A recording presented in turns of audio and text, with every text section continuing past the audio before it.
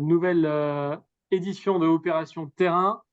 Je me présente plus, hein, c'est vrai que la barbe, responsable pédagogique à la Croix-Rouge, je le fais quand même. Je me présente quand même. Je suis accompagné de Adeline qui est à ma gauche et qui est aussi en caméra. Julien qui est infirmier national et membre de l'équipe pédagogique nationale à la Croix-Rouge. Et Daniel Méran que l'on ne présente plus non plus puisqu'il est médecin conseiller national à la Croix-Rouge française. Je le représente quand même aussi. On va pouvoir passer à la diapo suivante. N'oubliez pas que vous pouvez utiliser l'option sous-titres si vous en avez besoin, si le son n'est pas excellent ou si vous êtes dans un environnement bruyant. Vous avez l'option afficher les sous-titres qui existe et qui est là pour ça. Et comme ça, vous pouvez quand même comprendre. On va essayer d'articuler et de parler pas lentement non plus, mais de manière distincte pour que le Zoom puisse faire son travail. Pour rappel, hein, merci d'être là. Opération Terrain, c'est votre rendez-vous mensuel.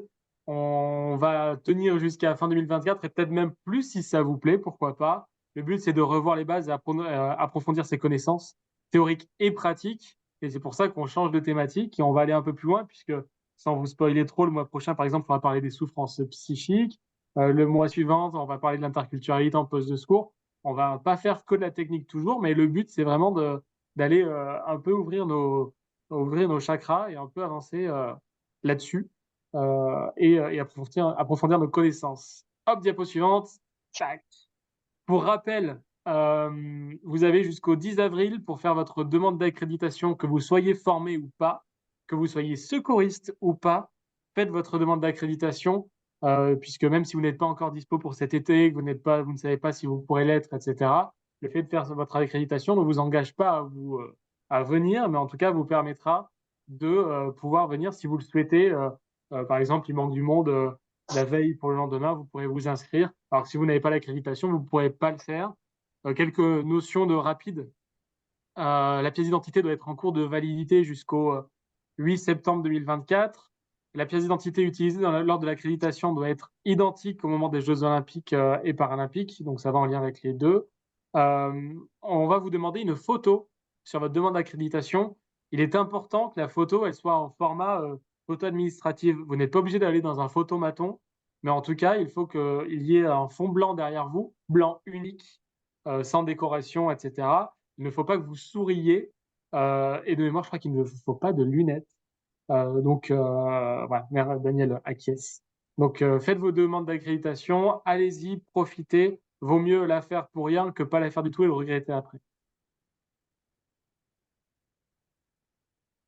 Et Ok. Daniel, je crois que c'est à toi maintenant. Allez, Merci avec Cédric, plaisir. merci à tous. Bonjour. Donc aujourd'hui, on va aborder un sujet qui est assez commun, assez courant et que l'on rencontre malheureusement encore trop souvent, c'est la noyade. Alors, on va faire un petit peu comme on a l'habitude de faire, d'une part de voir un petit peu quel est le problème et quelle est l'importance plutôt du problème lié donc aux accidents liés à l'eau et particulièrement aux victimes de noyade. Ensuite, nous aborderons les conséquences de la noyade et quel est le mécanisme qui contribue à l'aggravation d'une personne, d'une victime qui se noie. Et enfin, nous aborderons comment examiner, mais surtout quels sont les signes de reconnaissance et bien sûr les différents aspects de la conduite à tenir secouriste devant une victime de noyade. Tout d'abord, je vais commencer par la définition, hein.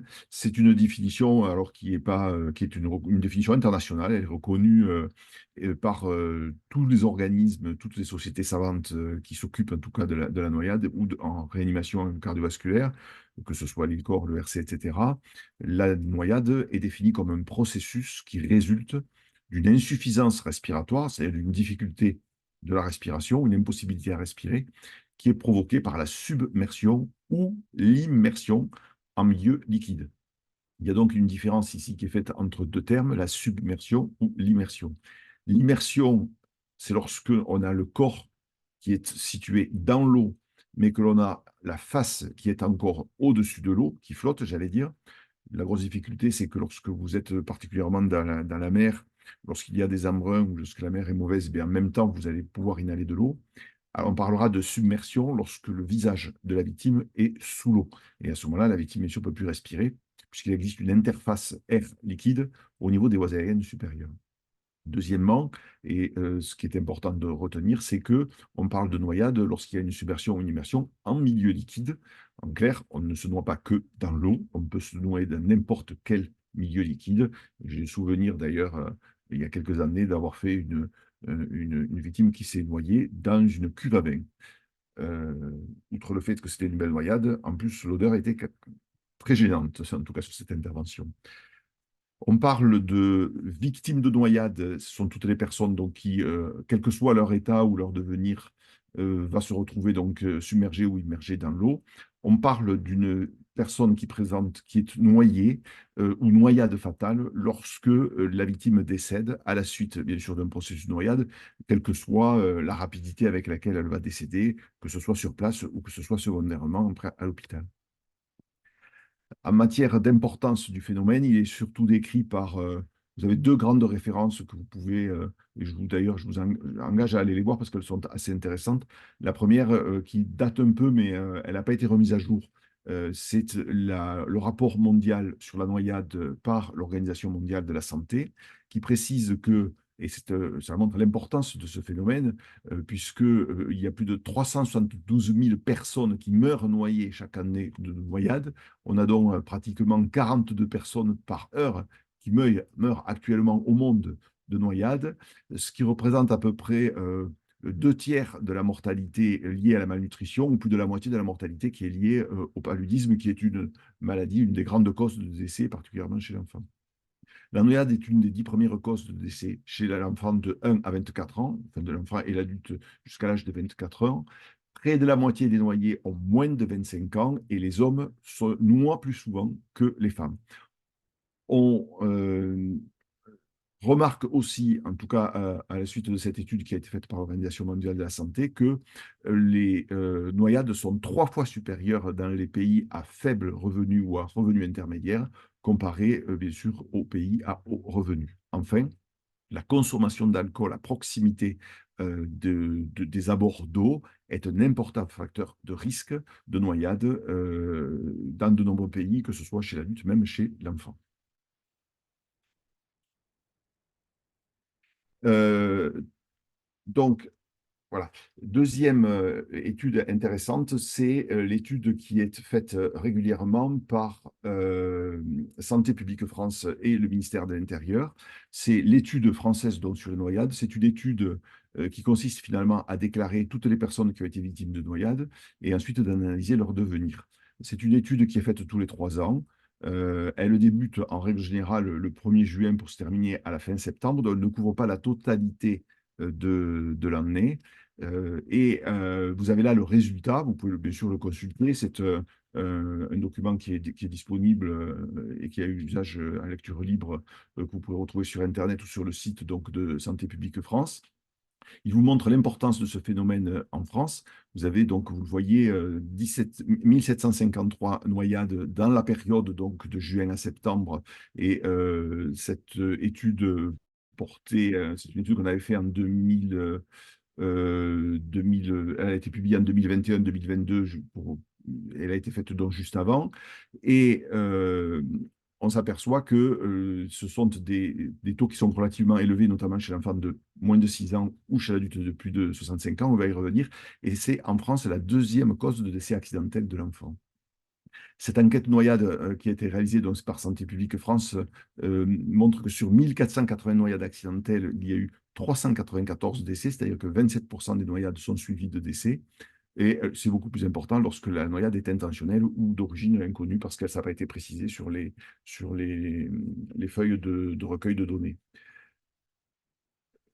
Toujours pour cette étude-là, elle montre aussi la fréquence de survenue d'un noyade par rapport au jour.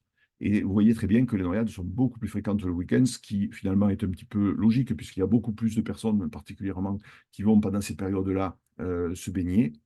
Et surtout, et on le retrouve depuis plusieurs années, on a une forte augmentation des noyades lorsque la chaleur est très importante, c'est-à-dire pendant les épisodes de forte chaleur ou de canicule. Première question, puisque vous vous rappelez qu'on a quelques questions à vous poser au fur et à mesure. la proportion des noyades accidentelles fatales, c'est-à-dire quelle proportion de décès on a pour les victimes qui présentent des noyades, la question est donc la proportion des noyades accidentelles fatales est la plus élevée chez l'adulte de plus de 65 ans, chez l'enfant de 0 à 5 ans, chez l'adulte de 20 à 24 ans, chez l'adulte de 45 ans à 64 ans. Voilà. Et Une vous avez le majorité de résultat dans cette 85. étude-là. Hein. Comment? Ah oui, oui. Et vous allez avoir le résultat dans cette étude-là. C'est intéressant. Et oui, oui. Et là, on est à 83% des enfants de 0 à 5 ans, 39% en deuxième position chez l'adulte de plus de 65 ans. Ça se bat entre 0,5 ans et plus de 65. Voilà, ben, si vous avez tous répondu, eh bien, eh bien, eh bien, eh bien. Alors attendez, que je mette fin au sondage, parce que sinon je ne peux pas passer ma diapositive. Voilà.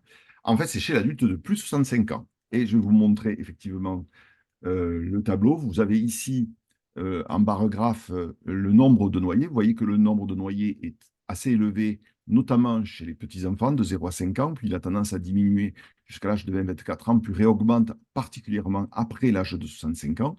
Par contre, vous vous apercevez que la mortalité est plus élevée chez les adultes que chez les enfants, ce qui n'était pas vrai il y a quelques années. Et ça, c'est intéressant de le voir, puisqu'on a eu une inversion en 2018 et 2021 par rapport donc à ce que l'on avait rencontré, où l'on avait une mortalité qui était plus élevée chez les enfants. Eh bien, il y a une amélioration dans ce cas-là, et surtout, on a une inversion. Donc, la mortalité reste surtout élevée chez les personnes plutôt âgées, parce que notamment, on a de plus en plus de personnes âgées qui se baignent, et malheureusement, ce sont souvent aussi ces personnes-là qui sont porteuses de maladies chroniques, et que ce sont des facteurs extrêmement aggravants dans la noyade.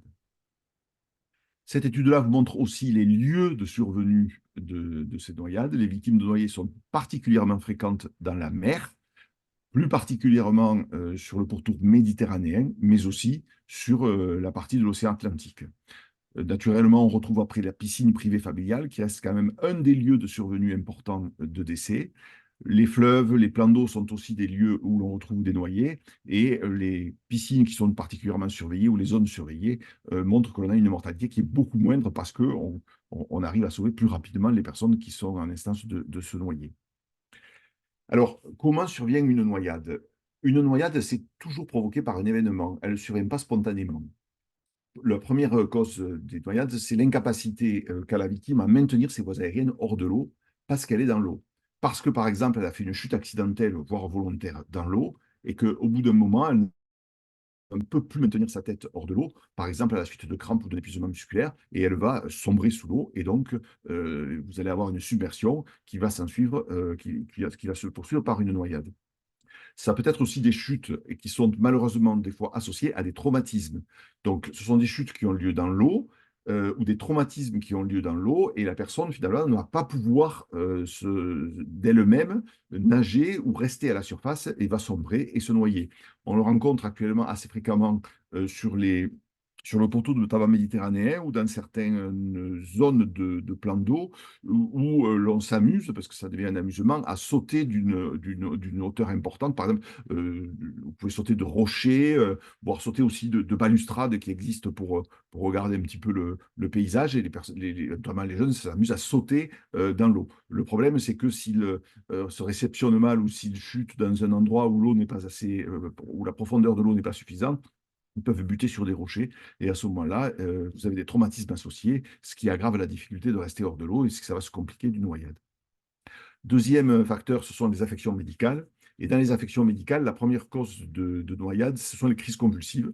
Crises convulsives qui sont parfois déclenchées d'ailleurs par le fait de pénétrer dans l'eau, les pertes de connaissances, notamment la survenue d'accidents vasculaires cérébraux, et on va voir que c'est assez compréhensible, notamment par les phénomènes vasomoteurs et les phénomènes circulatoires qui sont entraînés par la pénétration de l'organisme dans l'eau, et bien aussi, bien sûr, tous les arrêts cardiaques. On peut faire un arrêt cardiaque, un trouble du rythme cardiaque lorsque l'on est dans la rue, mais aussi lorsque l'on est dans la plage, mais aussi, bien sûr, on peut faire un trouble du rythme cardiaque lorsque l'on est dans l'eau, et lorsque l'on fait un arrêt cardiaque dans l'eau, ben, on va sombrer, et en plus, on va se noyer secondairement. Enfin, tout ce qui est traumatisme, on en a parlé tout à l'heure, peut entraîner une noyade, que ce sont notamment les traumatismes graves médulaires, ceux que je vous ai cités, qui empêchent la personne de flotter ou de nager. vous avez des accidents de la circulation, parfois avec des voitures qui tombent à l'eau, les personnes qui sont piégées à l'intérieur de l'eau, les plongeurs, on en a déjà parlé, et puis bien sûr, toutes les, euh, les, les loisirs qui peuvent être développés en zone donc, aqueuse, c'est par exemple la plongée sous-marine, que ce soit des accidents qui sont des complications de la plongée, que ce sont en apnée, notamment les syncopes hypoxiques, lorsque l'on a hyperventilé, qu'ensuite, lorsque l'on plonge en dessous, sous l'eau en profondeur et lorsqu'on va remonter, on va se remettre en hypoxie et cela peut entraîner une perte de connaissance et une noyade secondaire. Voire même les personnes qui font de la plongée en scaphandre avec différentes causes qui peuvent entraîner secondairement de noyade, que ce soit les toxicités neurologiques à l'oxygène pour ceux qui plongent à l'oxygène, les narcoses à l'azote, la survenue de problèmes techniques, voire de barotraumatisme au moment de la remontée lorsqu'on fait de la plongée. Tous ces facteurs peuvent entraîner une noyade secondaire. Je rappelle que la prise d'alcool, mais aussi l'hypothermie, mais aussi la prise aussi de toxiques qui peuvent être associés à la prise d'alcool, facilitent la survenue d'une noyade et surtout vont accroître le risque de décès. Alors, comment survient une noyade? Comment ça se passe quand on se noie? Eh bien, imaginez, alors ce sont des études qui ont été décrites depuis plusieurs années. C'était au départ des expérimentations animales, mais on les retrouve donc après avoir étudié longuement les personnes qui ont malheureusement ont présenté de noyades. La première chose, c'est une apnée. Lorsque vous pénétrez dans l'eau, vous pouvez vous en apercevoir, vous pouvez ne pas vous en apercevoir, mais spontanément, on va s'arrêter de respirer lorsqu'on pénètre dans l'eau, même lorsque vous rentrez les pieds dans l'eau, vous allez avoir un mouvement d'arrêt de la respiration. C'est un mécanisme qui est tout à fait normal. Si la personne bien, se retrouve sous l'eau, elle va s'arrêter de respirer, et au bout d'un moment, elle va reprendre de respirer. Ce qui va se passer, c'est qu'il y a des gouttes d'eau qui vont arriver au niveau du larynx. Et lorsque ces gouttes d'eau arrivent au fond de la gorge, elles entraînent ce qu'on appelle un laryngospasme, c'est-à-dire que les deux cordes vocales vont se fermer pour empêcher l'eau de pénétrer dans les poumons. Si l'eau ne peut plus, si l'eau ne peut pas pénétrer dans les poumons, bien sûr, l'oxygène non plus, puisque on a une interface air liquide qui empêche la pénétration d'air dans les poumons et donc l'arrivée d'oxygène. Vous avez une interruption des échanges gazeux, puisque l'oxygène n'arrive plus au niveau des poumons. Vous allez avoir une diminution du taux d'oxygène dans les alvéoles, une diminution du taux d'oxygène dans le sang, et donc une diminution d'oxygène au niveau des tissus, et particulièrement du tissu cérébral. Et inversement, vous allez avoir une augmentation du taux de gaz carbonique. Donc vous allez avoir un manque d'oxygène tissulaire, c'est l'hypoxie, une élévation du taux de gaz carbonique, c'est l'hypercapnie, qui entraîne et qui génère une acidose, qui est ici une acidose respiratoire. En plus, vous allez avoir une ingestion du liquide, c'est-à-dire de l'eau qui arrive dans les voies aériennes supérieures. Nous allons avaler ce liquide, parfois en grande quantité, et au bout d'un moment, du fait de cette absence d'oxygène et cette élévation de gaz carbonique, eh l'organisme va reprendre la ventilation parce que c'est un mécanisme naturel. Et le laryngospasme va se lever, et au cours des derniers mouvements de la respiration, puisque jusqu'à maintenant tout s'était arrêté, eh bien, vous allez avoir de l'eau qui va pénétrer à l'intérieur des voies respiratoires, ce qui va en plus aggraver la détresse respiratoire qui est en cours. Vous allez avoir ces quelques mouvements résiduels, la pénétration de l'eau, et l'eau qui va arriver dans les voies respiratoires, notamment dans les alvéoles, va encore aggraver le phénomène. Cette hypoxie, ce manque d'oxygène tissulaire et cérébral, va ensuite obligatoirement être à l'origine d'un arrêt de la circulation. Donc vous avez arrêt de la respiration qui est réflexe.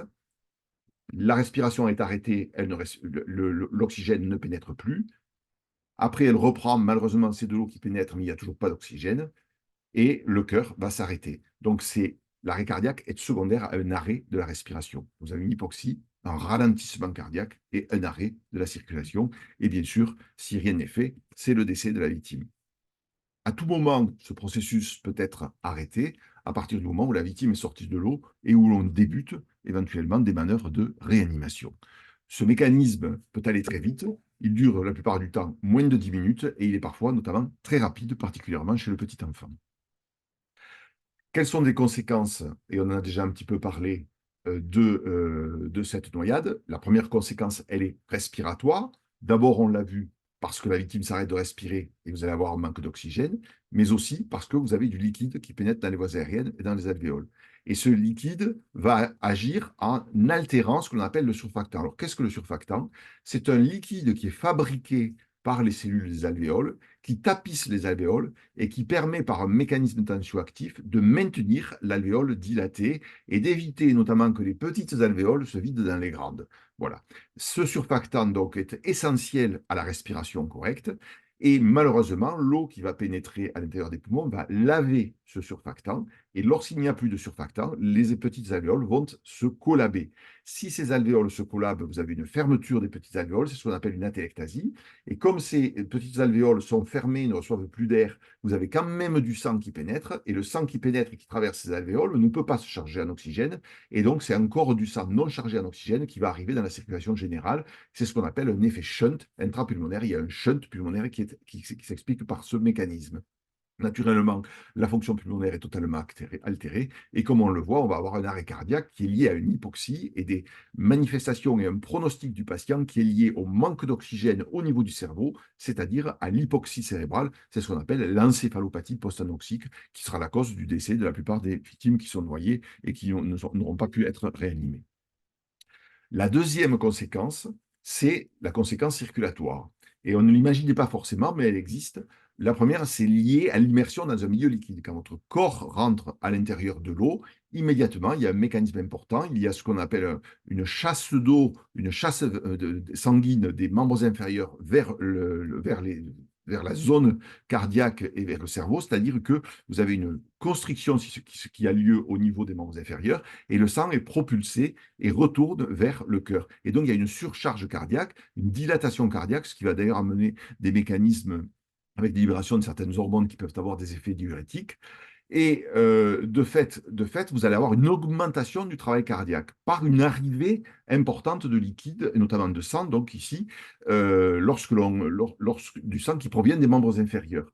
Et donc, vous allez avoir un accroissement du travail cardiaque, qui est en plus le cœur qui va être obligé de fonctionner en manque d'oxygène, puisque vous n'avez plus suffisamment d'oxygène qui arrive par les poumons à cause de la présence de cette interface d'air liquide. Et ce mécanisme-là, donc cette immersion dans le liquide, dans un milieu liquide qui entraîne donc une augmentation du retour veineux, ce manque d'oxygène et de fait aussi une décharge d'hormones, notamment de catécholamines, qui accélèrent la fréquence cardiaque. Tout ceci vont aggraver la souffrance myocardique, donc la souffrance du cœur, qui peut se traduire par des modifications que l'on rencontre à l'électrocardiogramme, comme vous avez là des allongements de QT, oubliez cela, la fibrillation ventriculaire, mais aussi des anomalies du segment ST qui sont des anomalies électrocardiographiques. D'où aussi l'intérêt, même après réanimation, de faire des électrocardiogrammes aux victimes aux personnes qui ont été victimes de noyades. Enfin, la dernière conséquence, c'est bien sûr la conséquence cérébrale. Elle est liée au manque d'oxygène, à l'hypoxie générée par la détresse respiratoire et secondairement par l'arrêt cardiaque. Et vous savez que quand il y a une hypoxie cérébrale, ensuite il y a des phénomènes ce qu'on appelle d'ischémie et de gonflement du cerveau, mais ça ce sont surtout secondairement après dans les phases de réanimation. Et on s'est aperçu, et on le sait très bien, que le pronostic des patients est très dépendant de cette souffrance cérébrale que l'on peut évaluer notamment sur le terrain grâce à un score par exemple de Glasgow ou à une VDA. Et vous voyez bien que si on a un score de Glasgow qui est bon à l'arrivée à l'hôpital, eh bien le pourcentage de chances d'avoir des conséquences cérébrales est minime. Et par contre, dès qu'on a un score de Glasgow qui s'effondre, à ce moment-là, on voit augmenter des malchances de voir arriver des conséquences cérébrales et des conséquences de cette hypoxie cérébrale.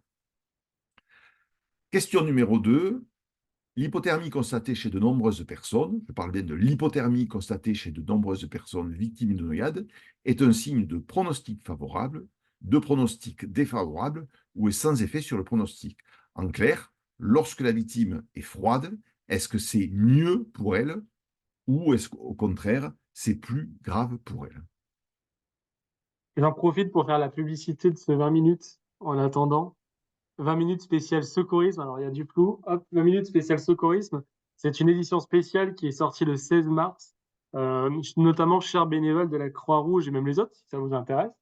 N'hésitez pas à aller sur le site du 20 minutes. Vous pourrez retrouver l'édition de manière gratuite en ligne et toutes vos unités locales, chers bénévoles Croix-Rouge, ont reçu des exemplaires. Donc, n'hésitez pas à vous y rendre. Voilà, c'est ici, 20 minutes spécial secourisme. Sauver des vies, sauveur de vie sur le qui-vive. Voilà pour la petite promo. J'ai l'impression d'être au téléphone quand ils font la revue de presse. On a 67% de personnes qui nous parlent de pronostics défavorables, 31% nous parlent de pronostics favorables et 3% nous disent qu'il n'y a pas d'effet sur le... Ah, on est passé à 4, qu'il n'y a pas d'effet sur le pronostic? Alors, eh bien, l'hypothermie constatée chez de nombreuses personnes victimes de noyade est plutôt en faveur d'un pronostic défavorable. On pourrait penser favorable et je vais vous expliquer pourquoi. Alors, effectivement, un des facteurs secondaires de la noyade, c'est l'hypothermie. Pratiquement toutes les victimes de noyade sont hypothermes, même en Méditerranée, même quand il fait en période de canicule. Pourquoi? Parce que le corps va se refroidir. Il se refroidit par plusieurs mécanismes, par conduction et convection. Lorsque vous êtes dans l'eau, le passage de la chaleur de votre corps dans l'eau est plus rapide. C'est-à-dire que vous allez réchauffer l'eau qui est autour de vous plus rapidement que vous ne réchauffez l'air qui est autour de vous quand vous êtes, par exemple, quand vous n'êtes pas dans l'eau. Donc ça, c'est un mécanisme de convection et de conduction qui est le fait que lorsque vous êtes dans l'eau, vous pouvez avoir des mouvements et ces mouvements dans l'eau facilitent le passage et par contact et par mouvement de votre organisme au contact de l'eau par une déperdition de chaleur. Et cette déperdition de chaleur crée, bien sûr, une hypothermie. Elle est ensuite aggravée au cours de ce qu'on appelle la phase initiale du sauvetage, particulièrement chez les patients qui sont en arrêt cardiaque. On va les sortir de l'eau, on va les mettre sur la plage, on va faire des manœuvres de réanimation cardio-pulmonaire, il va y avoir une médicalisation de l'intervention. Tout ceci va durer. Pendant ce temps, la plupart du temps, la victime, elle était toujours, en fait, elle est toujours froide, elle est toujours mouillée, et son eau qui est sur elle va s'évaporer, et en s'évaporant, elle va faire dissiper de la chaleur, et donc aggraver son hypothermie. Deuxième facteur de refroidissement interne, c'est le liquide qui est avalé. Lorsque l'eau arrive dans les voies aériennes supérieures, et c'est un mécanisme réflexe, on a vu qu'il y avait une fermeture de la glotte pour empêcher l'air de passer dans les voies respiratoires, mais il y a aussi un mécanisme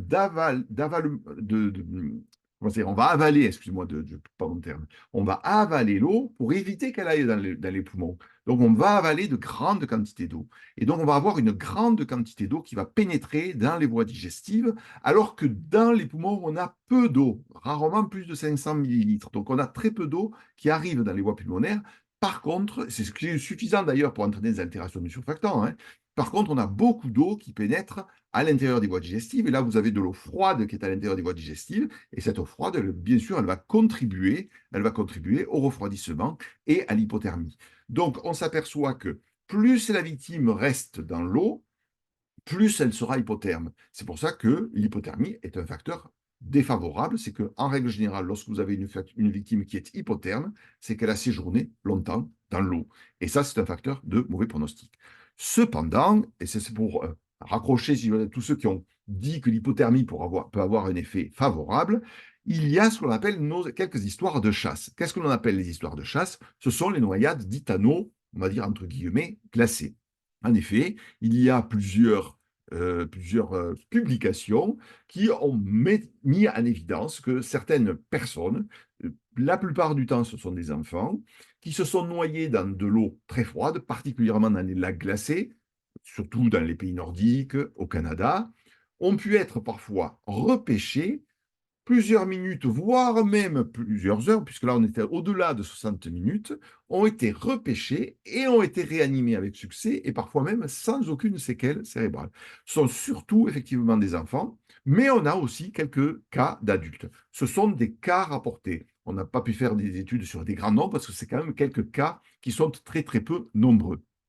Alors, comment peut-on expliquer le fait que dans ces cas-là, ils aient eu une récupération très favorable? On peut expliquer, mais c'est vraiment des suppositions, on n'est pas encore très certain du mécanisme exact, c'est que le refroidissement a été excessivement rapide. Et du fait que l'on ait un refroidissement excessivement rapide, le cerveau a été refroidi très rapidement, et c'est vrai que l'hypothermie est un facteur protecteur de l'hypoxie cérébrale.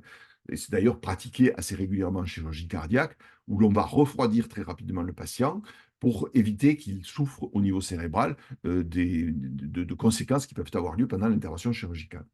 Et bien sûr, la surface cutanée qui est beaucoup plus importante chez l'enfant explique que le refroidissement est plus rapide et le fait que l'on est dans une eau qui est très glacée explique aussi que le refroidissement est aussi plus rapide. Et c'est pour ça que l'on dit que lorsque l'on a des victimes de noyés en eau froide, eh bien, il faut poursuivre la réanimation longtemps parce que peut-être qu'on aura des chances que l'on se retrouve dans ces cas-là et que ces victimes puissent être récupérées sans séquelles secondairement après ces noyades.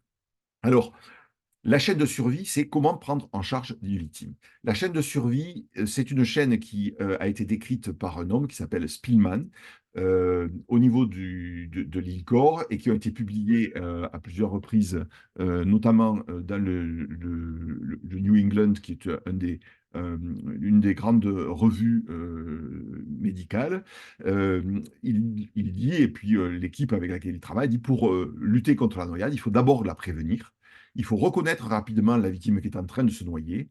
Il faut lui fournir des moyens pour ne pas qu'elle se noie. Il faut rapidement l'extraire du milieu dangereux à l'intérieur duquel elle se noie et ensuite pratiquer les gestes de sauvetage. Et voilà la chaîne de survie qu'il a décrite et qui a été bien sûr reprise par les recommandations internationales. Donc, cela se traduit sur le terrain par quoi? Eh bien, d'abord par le sauvetage. Une victime qui se noie, la première chose, il va falloir la sauver, la sortir de l'endroit dans lequel elle est. Et là, il a fait beaucoup d'études à ce niveau, et je vais vous en montrer quelques-unes. Il préconise bien sûr que dans une situation courante, le dégagement de la victime de l'eau soit réalisé le plus rapidement possible, mais en toute sécurité. Éviter de pénétrer directement dans l'eau, surtout si on n'a pas pied, si on n'est pas sûr de pouvoir en sortir rapidement ou si on n'est pas à plusieurs. Privilégier plutôt l'envoi d'objets tels que des bouées, des bâtons, des cordes, où la victime peut s'agripper pour empêcher d'être submergée. Pour pénétrer dans l'eau, utiliser une bouée, un bateau ou être à plusieurs, donc de ne pas s'aventurer tout seul dans l'eau pour essayer de sauver une personne qui est en train de se noyer. On a eu des cas, dans mon exercice professionnel, j'ai eu des cas de victimes qui se sont noyées, qui sont décédées en voulant sauver des personnes qui, elles, ont pu être sauvées avant. Donc c'est vraiment catastrophique. Ne jamais plonger la tête à la première dans un milieu dont on ne connaît pas effectivement la profondeur. Et bien sûr, si on ne peut pas ou si on a pratiqué ces différentes techniques, et là on est sur monsieur tout le monde, hein, je veux dire, on n'est pas des secours spécialisés, il faut alerter les secours spécialisés. Actuellement, on développe d'ailleurs pour montrer, et même dans ces recommandations, pour montrer aussi l'efficacité de tous ces objets à laquelle on peut s'agripper pour limiter le risque de submersion. On a actuellement la possibilité aussi d'envoyer des drones qui sont porteurs de bouées qui pourraient, donc, notamment sur les plages qui sont surveillées, apporter un moyen à la personne qui est en train de se noyer pour pouvoir donc éviter de se submerger. Le sauvetage aquatique et une revue de la littérature a montré que un des éléments importants dans le devenir des patients et dans le pronostic des patients à cette phase-là, c'était la durée de submersion, c'est-à-dire la durée dans laquelle a débuté la... attendez, je vais enlever ça qui me gêne. Voilà. Le moment où, j'allais dire, la victime a disparu et le moment où on va la retrouver. Lorsque la durée de submersion est inférieure à 10 minutes, il faut absolument faire tout pour retrouver la victime parce que c'est là que l'on a les meilleures chances de survie. Inversement, au-delà de 25 minutes, on s'aperçoit que le pourcentage de chances de retrouver la victime vivante et de pouvoir la récupérer est fortement, fortement altéré, que ce soit l'âge de la victime, le délai d'intervention de secours, la nature, la température de l'eau, la présence de témoins, on n'a pas montré de façon, j'allais dire, euh, significative un effet réel de ces facteurs sur le devenir du patient. Un élément important et majeur, c'est la durée de submersion. Et je vous rappelle qu'on a quelques cas de noyade glacée où on a des pronostics qui sont bons, et d'où la nécessité de prolonger au-delà les opérations de recherche. Lorsque l'on a une victime qui est dans l'eau, doit-on pratiquer des techniques de réanimation? Et, le professeur Splisman a beaucoup étudié cela. Ça a été publié aussi dernièrement. C'est une étude qui a eu lieu en Angleterre. Je vais vous la montrer. Euh, il faut essayer de pratiquer la ventilation artificielle, même dans l'eau, si on ne peut pas sortir la victime très rapidement ou s'il n'y a pas de moyen de mettre la victime sur, par exemple, une plateforme ou sur un moyen de flottaison ou un bateau. Il faut pratiquer des insufflations, même pendant le dégagement de la victime, en maintenant la victime, en tout cas la tête de la victime, au-dessus de l'eau. Et ce n'est que vraiment si l'on a une absence de respiration et que l'on a un dégagement qui est pratiquement long qu'il faut interrompre ces ventilations pour sortir la victime. Tant qu'on peut pratiquer des ventilations artificielles, c'est effectivement un des meilleurs moyens pour augmenter la survie de ces patients. Et c'est ce qu'il a montré dans une étude, alors je vous laisse tomber les recommandations, c'est ce qu'il a montré dans une étude il y a quelques années.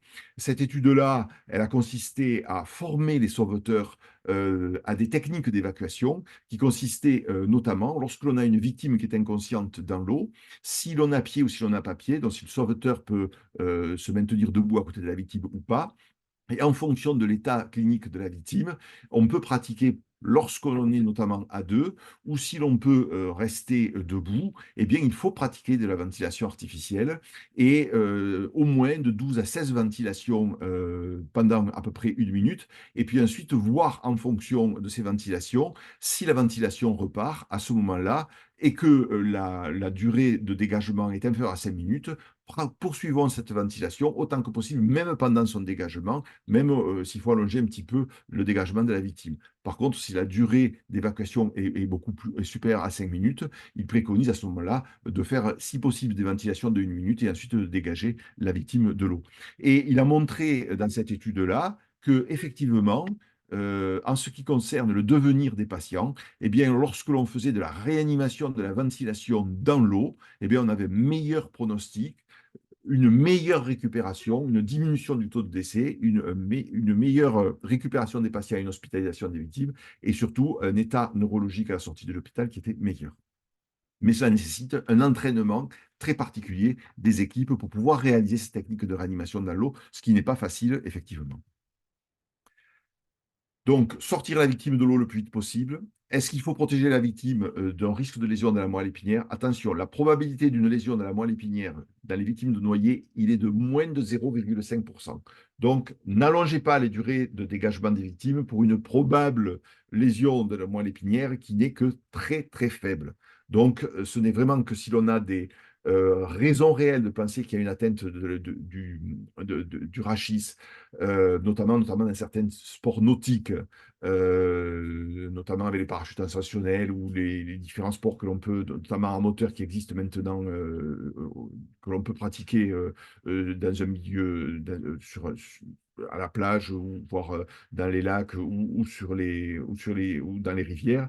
À ce moment-là, il faudra essayer de limiter les mouvements de flexion au moment du dégagement. Là aussi, ça nécessite un entraînement. Il faut des sauveteurs qui sont spécialisés.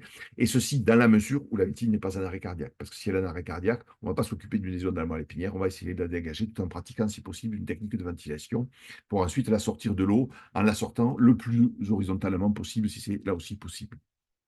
Notre question, troisième question, devant une personne victime de noyade, il est essentiel d'évaluer lors du bilan le stade de gravité de la noyade avant d'alerter les secours.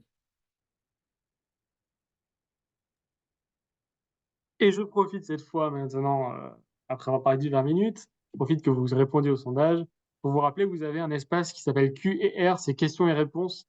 Si vous voulez poser vos questions à Daniel, on aura un temps de questions-réponses en fin de visio.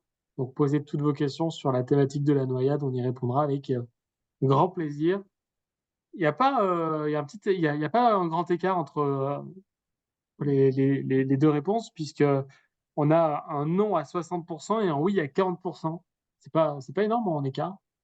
Voilà. Ouais, alors, franchement, alors, pour les secouristes, ne vous embêtez pas avec cela. Vous pratiquez un bilan classique et vous faites votre bilan secouriste traditionnel en recherchant d'abord un bilan d'urgence vitale, c'est-à-dire si vous avez un arrêt cardiaque, une perte de connaissance avec présence ou absence de la respiration, si vous avez un arrêt cardiaque ou si vous avez une détresse vitale, notamment respiratoire, et ensuite éventuellement si vous n'avez pas. Il existe des stades. On ne peut pas ne pas en parler de ces stades. Les stades les plus connus, donc c'est l'aquastress, la petite noyade, la grande noyade et l'anoxie. On l'utilise beaucoup dans les statistiques et à des fins épidémiologiques. Il n'a pas grand intérêt dans la conduite à tenir. Actuellement, d'un point de vue médical, on n'utilise pratiquement plus ces stades de gravité de la noyade. Splissman a développé quelque chose qui est beaucoup plus adapté, notamment à la thérapeutique médicale, ce qu'on appelle les 6 stades de Splissman, qui tiennent compte de l'état neurologique du patient, qui tiennent compte des difficultés respiratoires et de la détresse respiratoire, qui tiennent compte aussi de la présence ou non d'une détresse circulatoire et de la présence ou non d'une circulation, c'est-à-dire avec une absence ou une présence de pouls, qui permet de différencier différents stades. Et en fonction de ces différents stades, ces 6 stades, eh bien, vous avez des thérapeutiques qui sont adaptées à ces stades. C'est celle actuellement, la classification en stade qui est la plus adaptée à la conduite à tenir thérapeutique. On utilise de moins en moins la classification française en 4 stades. Mais ne vous embêtez pas, le secouriste, faites votre bilan traditionnel et décrivez l'état clinique dans lequel vous trouvez votre patient, notamment à la régulation. Pratiquez les gestes en fonction de l'état de la victime, comme vous avez l'habitude de les faire, avec quelques particularités que je vais vous indiquer. Devant une victime, devant un adulte qui est victime de noyade, et on va passer donc à la conduite à tenir, faites un bilan traditionnel et classique, je vous l'ai dit. Devant un adulte victime de noyade qui a perdu connaissance, qui ne ventile plus ou qui présente une ventilation agonique, vous devez installer la victime sur le ventre ou sur le côté pour lui faire sortir l'eau des poumons ou de son estomac, puis ensuite débuter une réanimation cardio-pulmonaire. Deuxièmement, débuter une réanimation cardio-pulmonaire par 5 insufflations, puis avec un rythme de 30 compressions thoraciques pour 2 insufflations et adapté à l'enfant. Et si c'est 15-2 pour l'enfant, j'ai oublié de vous le mettre là. Débuter une RCP par 2 compressions thoraciques, puis avec un rythme de 30 compressions thoraciques pour 2 insufflations, ou mettre en place un DAE le plus rapidement possible. Donc, quelle est votre conduite à tenir?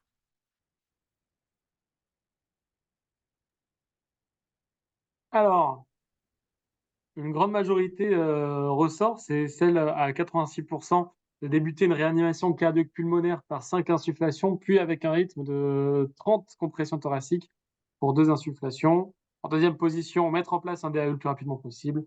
Et les 2 autres sont loin derrière avec 10%. Voilà, bon, ben, c'est bien, hein. Donc, rappelez-vous que dans une détresse respiratoire, et particulièrement dans la noyade, lorsque l'arrêt cardiaque est secondaire à une détresse respiratoire, c'est-à-dire à une hypoxie, il faut rapidement amener de l'oxygène pour que, au cours du massage cardiaque, on puisse faire circuler du sang chargé en oxygène.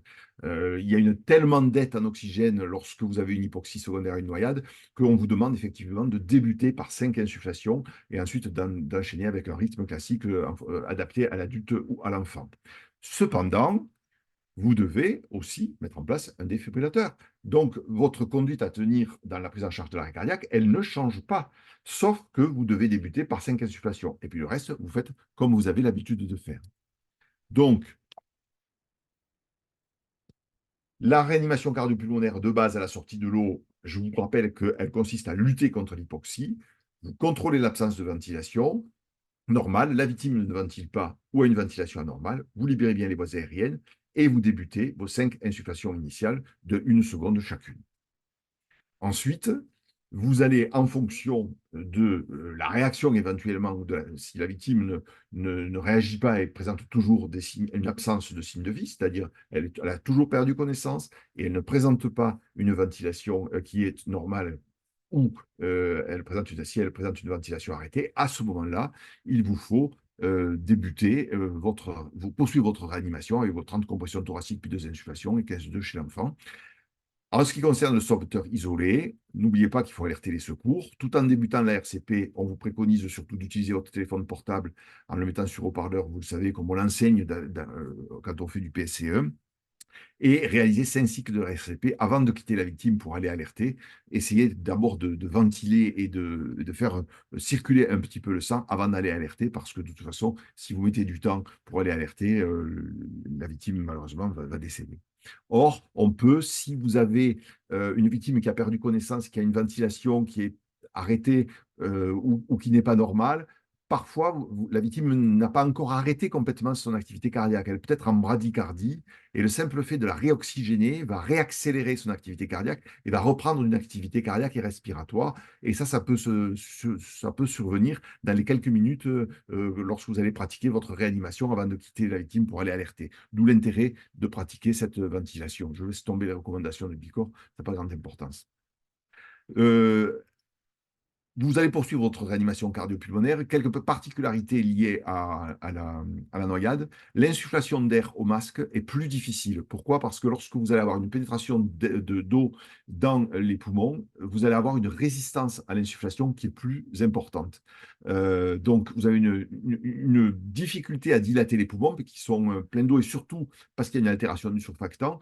La résistance à l'intérieur des voies respiratoires a augmenté, donc vous avez plus de mal à insuffler de l'air. Et malheureusement, le risque, bien sûr, c'est que comme on ne voit pas le poumon se surélever, ben, on va insuffler plus fort. On élève en plus les pressions dans les voies aériennes supérieures et donc souvent on a en même temps un passage d'air dans l'estomac et vous allez avoir l'air l'estomac pardon, qui va gonfler d'air, et ce qui crée une contre-pression sous le diaphragme qui diminue aussi le débit cardiaque. Alors c'est vrai que certains proposent de réaliser, lorsqu'on pratique une ventilation, de réaliser en même temps une compression au niveau de l'os qui est situé juste sous le cartilage thyroïde, qui s'appelle le cricoïde, de le comprimer un petit peu avec le pouce et l'index, de comprimer en même temps que vous insufflez, ce qui permet d'écraser l'œsophage pour empêcher l'air de pénétrer dans l'œsophage. Là aussi, il faut l'apprendre, il faut savoir le faire. Bon, en pratique, actuellement, nous ne l'enseignons pas, mais je vous le dis parce que vous pouvez le trouver. C'est une recommandation, notamment de l'ERC. On n'a pas repris, nous, en France, mais c'était quelque chose qui est parfois pratiqué. Voilà le schéma. Excusez-moi, j'étais un petit peu trop vite. Juste pour vous rappeler le schéma, vous voyez, il faut qu'un sauveteur comprime un petit peu le cartilage thyroïde, mais c'est vraiment une compression modérée qui suffit juste à comprimer l'œsophage pour ne pas comprimer, bien sûr, la trachée. Il ne faut pas que la trachée soit écrasée naturellement, hein. Donc, il faut comprimer au bon endroit, bien localiser cette os. C'est pour ça que c'est quand même relativement complexe à enseigner, donc on ne l'enseigne pas forcément actuellement en premier secours. Les grands principes, la victime doit être installée sur une surface plane. On n'est pas obligé de mettre la tête en bas ou les pieds en haut, donc sur une surface plane. Il ne faut pas réaliser de compression thoracique dans l'eau, mais ça, bon, c'est absolument. Il y a des études qui ont été faites hein, pour essayer de voir si le massage cardiaque dans l'eau était efficace. Bon, absolument pas efficace. Le ratio doit être 32 chez l'adulte, 15 chez l'enfant. N'oubliez pas les 5 insufflations initiales. Il vaut mieux, lorsque l'on prend en charge un noyé, de pratiquer une réanimation cardio-pulmonaire qui associe ventilation et compression et de ne pas faire des compressions seules. Il faut très rapidement le ventiler, je vous l'ai dit, c'est pour ça qu'on commence par 5 insufflations. Attention, si le sauveteur qui débute la RCP est le sauveteur qui a sorti la victime de l'eau, changez rapidement le sauveteur parce qu'il est souvent fatigué et le massage cardiaque est moins efficace. N'oubliez pas qu'il faut défibriller. Pourquoi? Parce que je vous en ai parlé, le trouble du rythme peut être la cause de la noyade. Et vous avez certains troubles du rythme qui sont provoqués par la noyade. Mais comme la victime, la plupart du temps, sort de l'eau, on a souvent l'habitude, bien sûr, de pratiquer la réanimation cardio-pulmonaire dès le départ, le temps de mettre en place le défibrillateur. Pour avoir une bonne adhérence des électrodes, il faut essuyer la poitrine de la victime parce que vous avez de l'eau sur la poitrine. Alors, il ne faut pas essuyer la poitrine que au niveau des électrodes, mais c'est bien la poitrine, notamment entre les deux électrodes, pour éviter les arcs électriques qui pourraient survenir au moment de la défibrillation et diminuer l'efficacité de votre choc électrique. Et ensuite, vous respectez les instructions du défibrillateur. Vous trouverez aussi dans les recommandations souvent que lorsqu'une victime est hypotherme à moins de 30 degrés, il ne faut pas effectuer plus de 3 chocs. Ne vous embêtez pas avec ça. On est dans de la réanimation ici spécialisée. Il faut prendre la température de la victime. Prendre la température de la victime, en particulier chez le noyé, ce n'est pas évident, notamment les thermomètres que l'on utilise, notamment auriculaires, n'ont pas une efficacité qui est remarquable chez les noyés et dans le cadre des hypothermies. Donc, on a une grosse difficulté pour mesurer la température. Donc, ne vous embêtez pas avec ça. Pour pratiquer de la réanimation classique, les médecins s'en occuperont plus tard. Vous avez du liquide qui pénètre dans les voies aériennes, je vous l'ai dit, au moment de la noyade, et ce liquide qui pénètre dans les voies aériennes, eh bien, il se retrouve, pardon, dans les voies aériennes, on l'a vu, est en très faible quantité.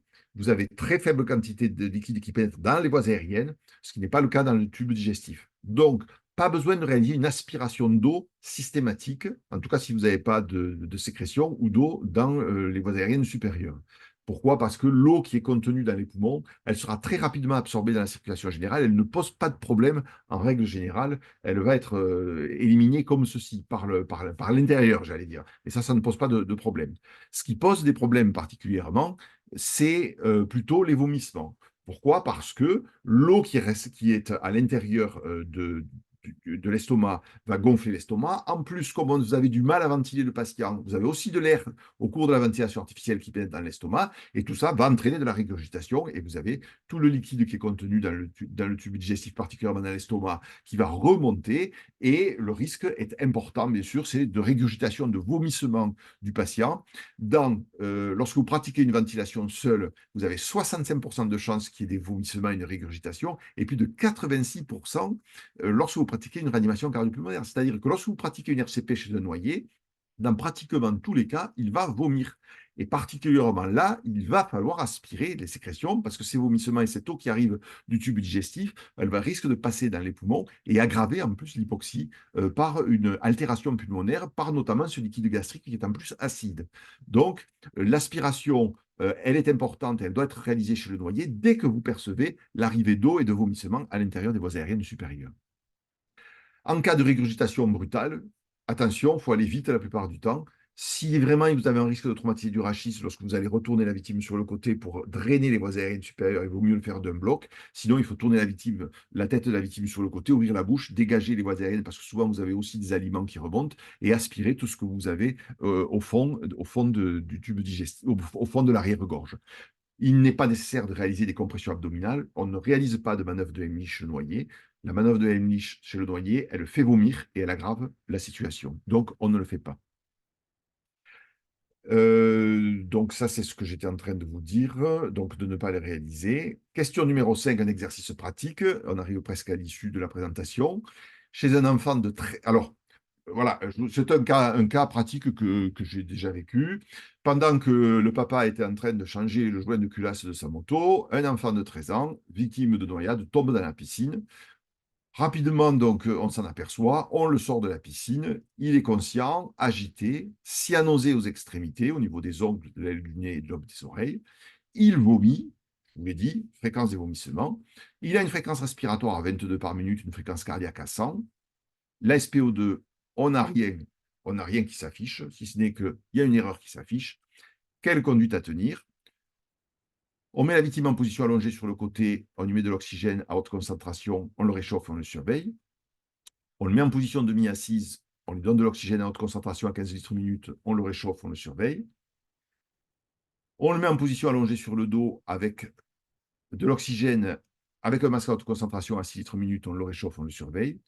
Enfin, on le met en position demi-assise sur le côté avec de l'oxygène au masque à haute concentration que l'on met à un débit qui est adapté en fonction de la SPO2. On réchauffe, on surveille. Quelle est la conduite à tenir?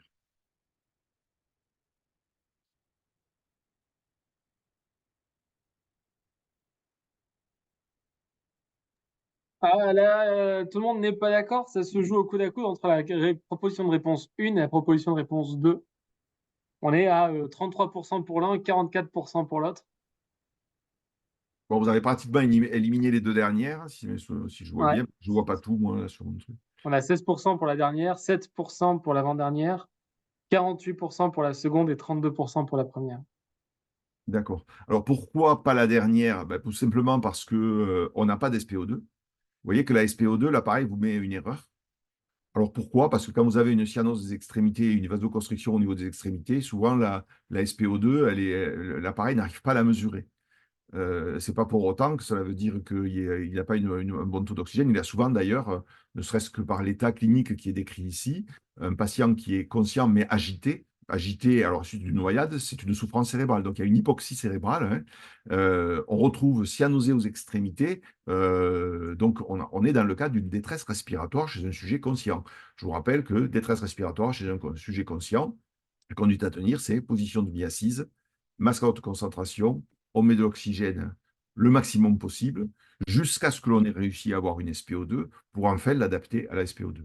Et donc, il fallait répondre. Alors, attendez, j'enlève le tableau qui est affiché. Il fallait répondre, effectivement, position demi-assise, oxygène à 15 litres minute, on le réchauffe, on le surveille, jusqu'à ce qu'éventuellement on ait une SPO2 pour mesurer, pour ensuite adapter éventuellement l'administration d'oxygène. Alors, dans le cadre, et je vous l'ai dit, la conséquence majeure de la noyade, c'est l'hypoxie. Pour lutter contre l'hypoxie, il faut administrer de l'oxygène. C'est de l'oxygène à 100%. Chez le noyé, ne vous embêtez pas. 100% d'oxygène, et particulièrement si la victime est en arrêt cardiaque. Après, une fois qu'elle aura récupéré, et si vous avez une SPO2 qui est bonne, vous pouvez diminuer l'arrivée d'oxygène, mais sinon, la plupart du temps, et je vous l'ai dit, quand ils sont hypothermes, notamment aux extrémités, on n'arrive pas à mesurer la SPO2. Donc, eh bien, qu'est-ce qu'on fait? Ben, on administre de l'oxygène à 15 litres minute. Donc, on administre de l'oxygène chez toute victime de noyade avec un masque à haute concentration à 15 litres minute. Et ensuite, quand on a une SPO2, on pourra essayer de l'adapter à la SPO2. Mais on est donc pratiquement dans une conduite à tenir qui est classique. Donc, ça aussi, je laisse tomber, excusez-moi. Voilà. Le pronostic du noyé dépend de plusieurs facteurs. On avait vu d'abord qu'il y a la durée de submersion. Plus la durée de submersion est importante, moins bon est le pronostic. Euh, de la présence d'un témoin, mais c'est aussi lié à la durée de submersion. Quand on se noie devant témoin, eh bien, on est souvent plus rapidement dehors que s'il n'y a pas de témoin, où personne ne nous voit et donc on continue à se noyer. Ça peut dépendre de la nature du liquide, de la température de l'eau. Alors, pendant longtemps, on a travaillé, on a étudié les conséquences de l'eau, que ce soit l'eau de mer comparée à l'eau douce. Il n'y a pas de conséquences dans la conduite à tenir secouriste. Les conséquences liées à la teneur en sel de l'eau est plus liées à l'eau qui est avalée et qui peut entraîner ensuite des troubles hydroélectrolytiques chez le patient parce que ça génère en plus des diarrhées. Et là, effectivement, mais ça, c'est de la réanimation après. Mais en tout cas, il n'y a pas de conduite à tenir différente sur le terrain. La durée de submersion, je vous l'ai dit. La durée de conscience à l'arrivée du secours, on en a parlé tout à l'heure quand on a parlé du score de Glasgow. C'est vrai que la cyanose est aussi un facteur de mauvais pronostic. Si on a des signes de vie, contrairement si on n'en a pas. Et si effectivement on a quelqu'un qui pratiquement très rapidement vous a sorti de l'eau et ensuite on a pratiqué une réanimation cardio-pulmonaire, particulièrement si vous avez un arrêt de la respiration chez une victime qui a perdu connaissance, et bien à ce moment-là, on a un facteur de meilleur pronostic. Le pronostic a aussi été étudié chez l'enfant, plutôt à l'hôpital, puisque ce sont des études médicales. Le pronostic est meilleur lorsqu'il arrive conscient à l'hôpital. S'il n'y a pas eu de réanimation cardio-pulmonaire, s'il n'y a pas eu besoin de réanimation cardio-pulmonaire ou d'assistance respiratoire, on sait que plus le score de Glasgow est bas, particulièrement chez l'enfant, plus les chances de survie diminuent. La durée de submersion, j'en ai parlé, et c'est aussi valable chez l'enfant, elle est aussi un facteur de mauvais pronostic. Par contre, un enfant qui arrive avec un rythme sinusal, qui a une réactivité pupillaire, qui n'a pas de troubles neurologiques, sont des facteurs de bon pronostic. En conclusion, vous voyez que en fait, il n'y a pas grand-chose à se souvenir chez la noyade. C'est une cause importante de décès, on l'a vu dans les différentes études. La conséquence majeure et la plus néfaste, c'est l'hypoxie. L'hypoxie va entraîner une hypoxie cérébrale qui conditionne le pronostic du patient. Pour lutter contre l'hypoxie, qu'est-ce qu'il faut faire? Il faut amener de l'oxygène. On amène de l'oxygène en ventilant le patient. On amène de l'oxygène au cerveau et aux tissus en réalisant du massage cardiaque si le cœur ne fonctionne plus. Et on amène de l'oxygène en surplus en administrant une concentration en oxygène de l'air élevée en administrant donc de l'oxygène au masque à haute concentration. On a vu que le devenir du noyé dépendait de la connaissance des gestes de réanimation par les premiers témoins. Plus les gestes de réanimation sont faits rapidement, mieux c'est. De la poursuite de ces gestes par des équipes de sauveteurs spécialisées, dont de la rapidité avec laquelle on a alerté les secours, et bien sûr d'une RCP médicalisée. Il existe des mesures de prévention qui sont importantes. Elles sont d'ailleurs rappelées, et je vous ai mis les deux tableaux de l'Organisation mondiale de la santé, qui émet des recommandations qui concernent tout le monde pour lutter contre ce fléau qui est la noyade. D'une part, préconise des mesures à l'échelle communautaire que vous connaissez un peu tous, et l'utilisation des barrières, notamment pour limiter les accès dangereux, particulièrement au niveau des piscines, l'accompagnement des enfants. Troisièmement, l'apprentissage très précoce de la nage, qui est un facteur d'amélioration. Hein. Les personnes ne savent pas nager, se noient plus facilement. L'apprentissage des gestes de premier secours, mais aussi il préconise des mesures en termes de politique et de législation pour les différents pays, notamment d'appliquer des législations concernant la sécurité des plans d'eau.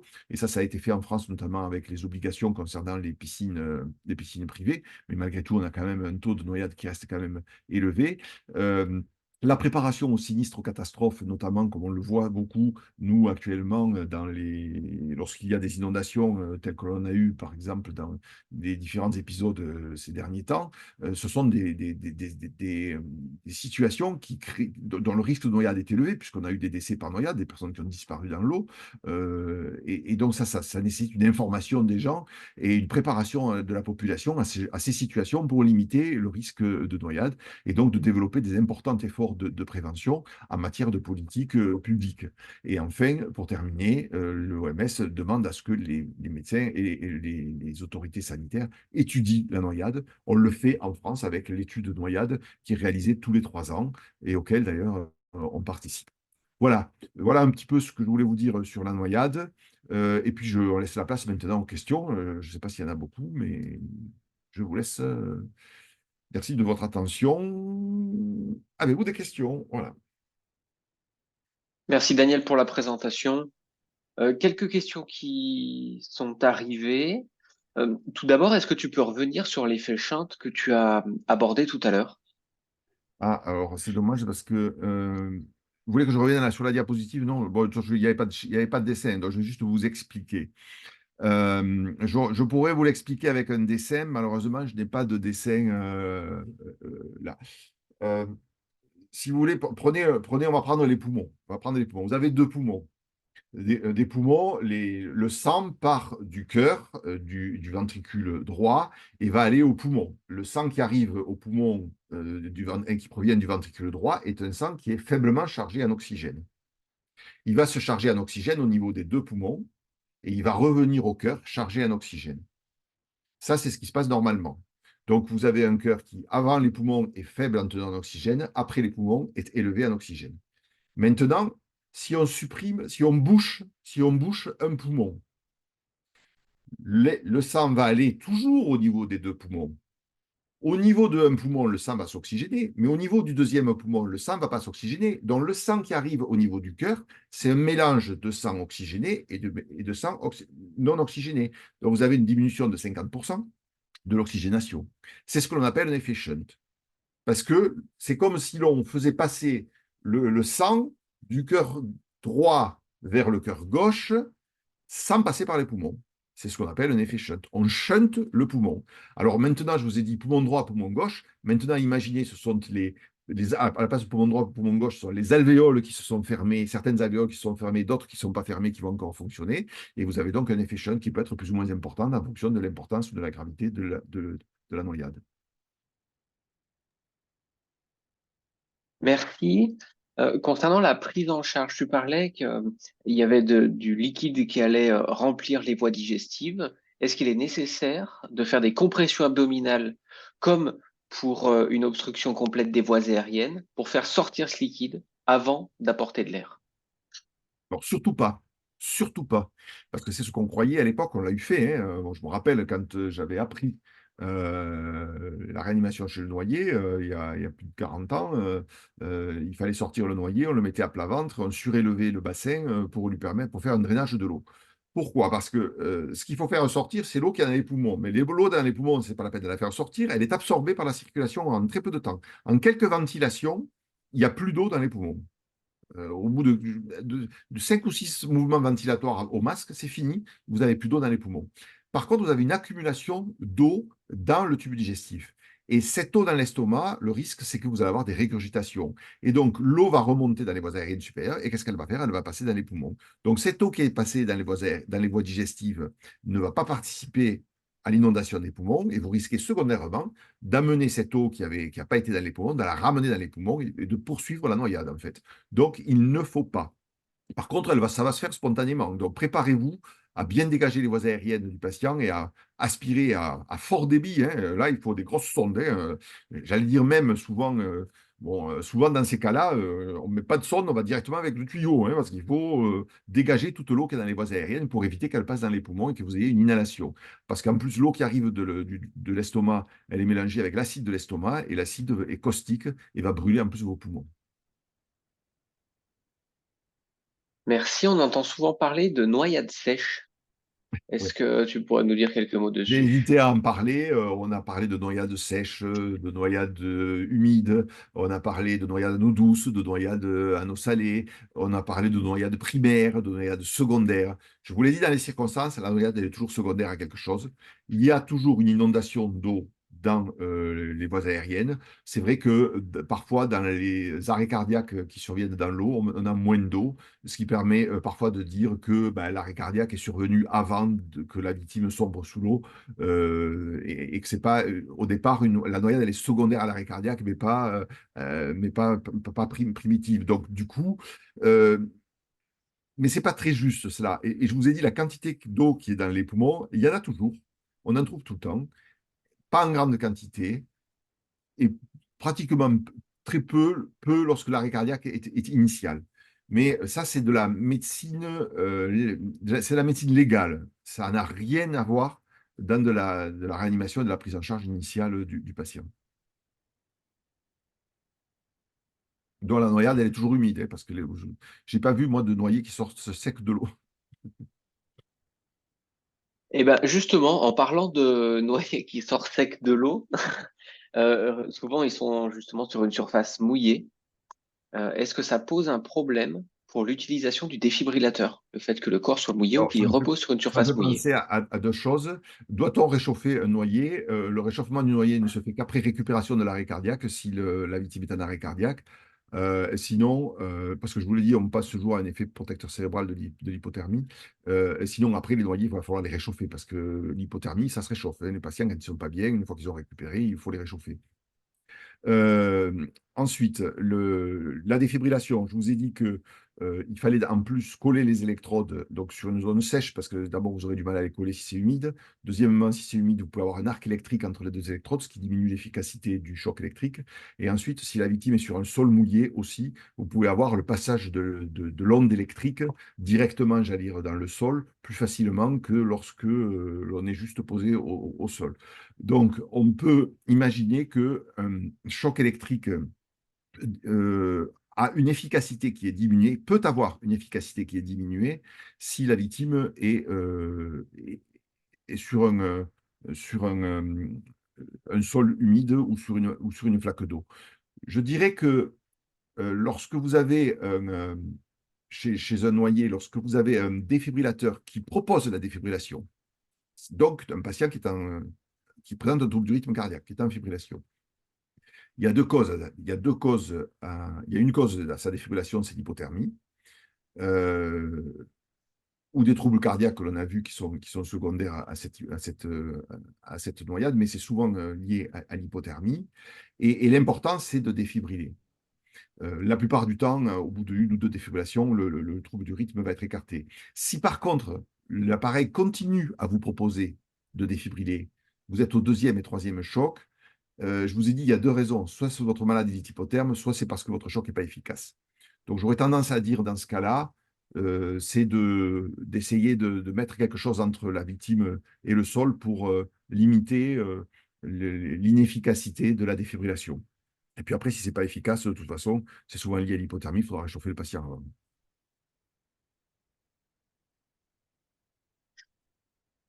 Très bien, concernant les insufflations en sauveteur isolé, sans matériel, est-ce que je dois faire les insufflations? Alors, je vous dirais que si vous savez qu'il faut faire 5 insufflations initiales chez le noyé, faites-le, oui. On ne l'enseignera pas en PSC, ça, par contre. Parce qu'on est très simple en PSC, donc il faut que les conduites à tenir soient uniques et uniformes. Mais vous, sauveteur, vous savez qu'il faut débuter par 5 insufflations, particulièrement dans l'arrêt cardiaque chez l'enfant. Vous le savez, ça, on en avait parlé l'autre jour sur l'arrêt cardiaque. Et dans la noyade, c'est un arrêt cardiaque qui est, la plupart du temps, dans la grande majorité des cas, secondaire à une hypoxie. Pratiquez vos 5 insufflations initiales. Toujours en restant dans le thème des insufflations, lorsqu'on utilise l'insufflateur manuel, est-ce que la pression qu'on va mettre sur le ballon, elle doit être modifiée par rapport à la réalisation d'insufflation normale liée à la résistance que pourrait Alors, apporter l'eau? d'abord, vous ne mesurez pas les pressions, donc ça, vous ne le savez pas. On ne mesure pas la pression, on n'a pas d'appareil de mesure de pression. Je vous ai dit qu'il y a une augmentation de la résistance. à l'insufflation. Donc, comme vous, la seule façon de savoir si votre ventilation est efficace, c'est de voir les poumons se soulever. Donc, on arrête l'insufflation quand on commence à voir les poumons se soulever. Et vraisemblablement, chez le noyé, ben, vous allez être obligé d'augmenter la pression des insufflations pour voir les poumons se soulever. Et dès que vous voyez les poumons se soulever, vous allez arrêter l'insufflation. Malheureusement, mais c'est souvent constant, vous allez insuffler de l'air dans l'estomac. C'est pour ça que, euh, autant on dit, et là, c'est dans la réanimation cardiopulmonaire médicalisée pour le médecin, autant on dit, dans l'arrêt cardiaque, il n'est pas urgent de pratiquer une intubation orotrachiale. Il faut d'abord pratiquer la défibrillation, plusieurs chocs électriques éventuellement, avant de pratiquer une intubation. Et on peut ranimer un patient en le ventilant uniquement au masque. Parce qu'on peut très bien facilement ventiler un patient au masque. Par contre, chez le noyer, du fait de cette difficulté de ventilation liée à l'augmentation de la résistance, particulièrement si vous avez un noyer avec une bonne pénétration d'eau dans les poumons qui a lavé vos poumons, et bien là, le fait de pouvoir l'intuber et le ventiler intubé, c'est beaucoup plus facile parce que vous allez pouvoir augmenter vos pressions d'insufflation pour ventiler correctement votre poumon sans insuffler d'air dans l'estomac. Donc, particulièrement chez le noyer, on préconise de faire une intubation plus rapide que ce qu'on le fait dans l'arrêt cardiaque normal. Donc, c'est surtout une conduite à tenir qui change pour le médecin qui va prendre en charge votre patient pour vous, vous insuffler jusqu'à ce que les poumons commencent à se soulever. En présence d'une victime qui régurgite, l'équipe secouriste, elle n'a pas d'aspirateur de mucosité. Est-ce que le fait de placer cette personne sur le côté est suffisant?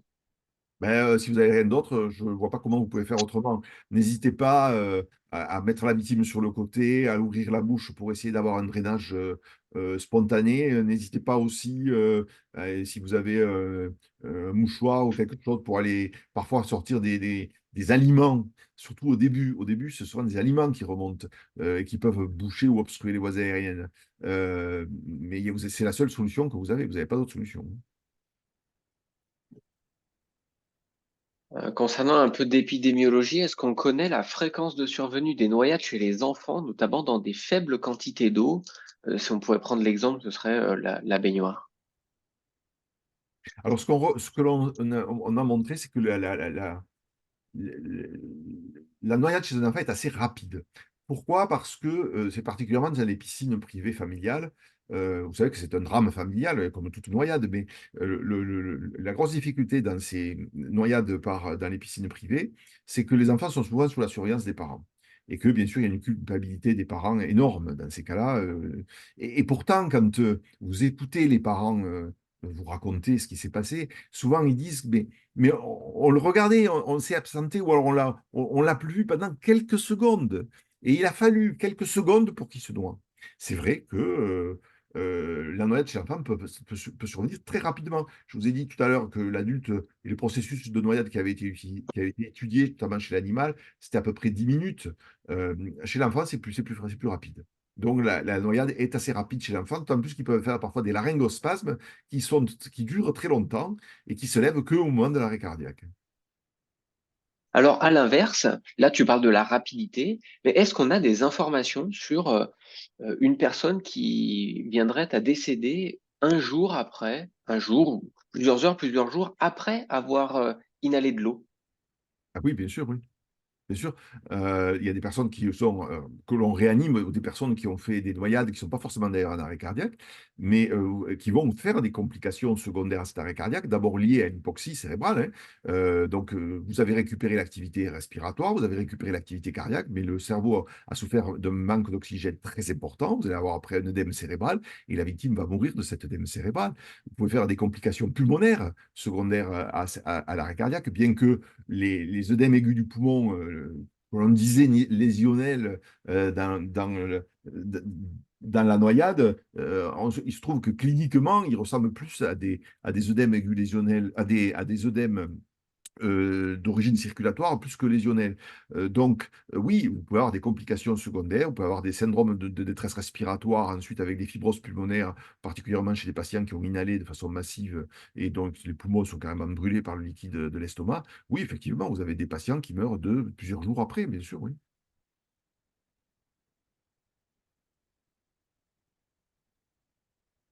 Est-ce que tu pourrais nous dire quel facteur influence le fait que la victime va plutôt avoir tendance à couler ou rester en surface après la perte de connaissance?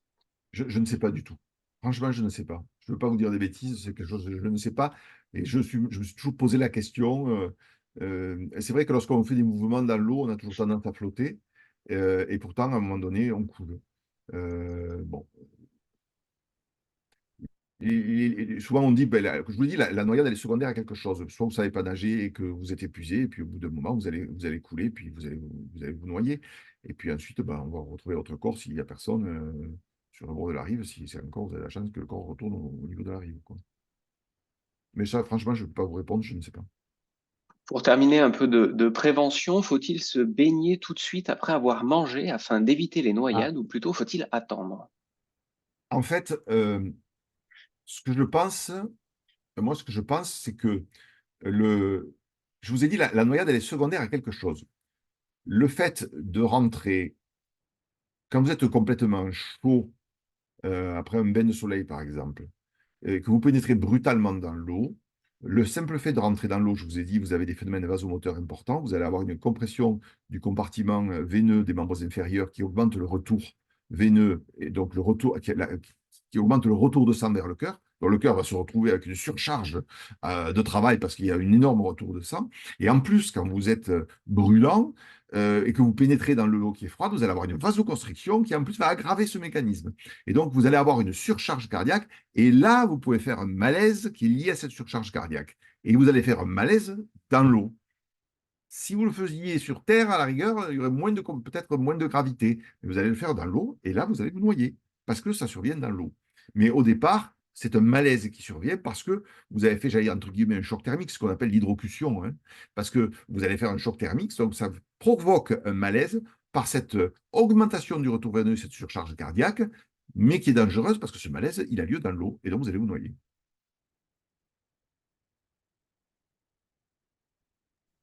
Merci. Une dernière question. Ce sont les recommandations. Est-ce qu'il existe des recommandations relatives aux noyades si c'est associé avec un accident lié à la pression, si c'est lié sous l'eau, là, en plongée par exemple? Oui, en plongée, oui. Le problème de la plongée, de tous les accidents de plongée, c'est que lorsqu'ils surviennent au fond, secondairement, la victime va se noyer. Euh, bon, après, vous pouvez avoir Après, ça dépend aussi les moyens, les moyens que vous utilisez de protection sous l'eau, hein. Si c'est des scaphandres, si vous êtes, s'il y a une possibilité de pénétration dans l'eau dans vos voies aériennes, hein. Mais en tout cas, le danger des accidents qui peuvent survenir en plongée en scaphandre ou en plongée autonome. Vous savez qu'en plongée autonome, on fait une hyperventilation pour se charger en oxygène. Ensuite, on va plonger. Le fait de descendre, vous allez consommer bien sûr votre oxygène au fur et à mesure. Et le fait de descendre en profondeur, vous avez des modifications barométriques de la pression en oxygène dans l'alvéole et dans le sang. Et lorsque vous remontez rapidement en surface, eh bien, ça aggrave encore plus l'hypoxie. La remontée va aggraver l'hypoxie. Et donc, vous allez faire un arrêt respiratoire ou un arrêt cardiaque secondaire à cette hypoxie avant de sortir de l'eau. Et là, vous allez vous noyer. Et lorsque vous avez un accident, parce que vous êtes en scaphandre, parce que votre bouteille ne fonctionne pas, parce qu'il y a un problème de matériel ou parce que vous faites un accident barométrique, quand vous allez le faire dans l'eau, si vous lâchez votre système de respiration, vous allez vous noyer secondairement.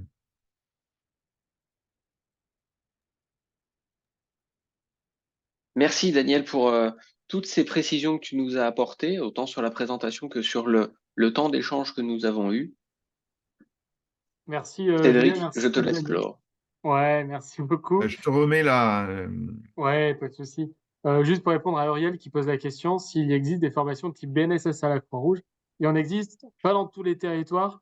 N'hésitez pas à vous rapprocher de vos délégations territoriales. Ils feront un mail à formation.bénévole@croix-rouge.fr. On leur donnera les dates, les lieux sans souci.